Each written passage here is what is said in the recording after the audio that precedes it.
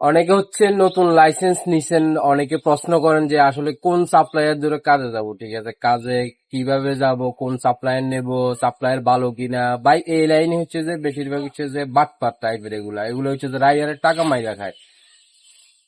কিছু ভালো আছে, 10% ভালো আছে কিছু। দেখেন আপনার যে আর্নিংটা আছে, বেসিক যে আর্নিংটা অ্যাটলিস্ট ওইটা দিয়ে দিবে। আর ভেন্ডর হচ্ছে যে সুযোগ পাইলে শুধু কাটাকাটি শুরু করবে। ঠিক আছে, ধরেন আপনি ফাইন খাইছেন 400 দিরহাম, ডিসকাউন্ট হইয়া ফাইন পে করছে যে 270 দিরহাম, 60 দিরহাম, কিন্তু আপনাদেরকে 400 দিরহাম কাটে। আবার অনেকে আছে যে 1 মাসের স্যালারি হাতে রাখা তারপরে স্যালারি দেয়। ঠিক আছে, আপনাকে অন টাইম স্যালারি দেয় না। তো এক এক রকম সাপ্লায়ার এক এক রকম। এর মধ্যেও কিছু আছে 8-10%, কিছু সাপ্লায়ার আছে ভালো, ফ্রিতে ভিসা দেয়, তারপর হচ্ছে স্যালারি অন টাইম দেয়, রাইডারদেরকে দেখে। আর 90% হচ্ছে যে সব, মানে কি বলবো, এরা হচ্ছে যে এত খারাপের খারাপ যে আপনার শুধু সুযোগ পাইলে আপনার শুধু কাটাকাটি শুরু করবে, এবং কি আপনি যদি কোম্পানি চেঞ্জ করতে চান তখন আপনার পাসপোর্ট আটকায় রাখে।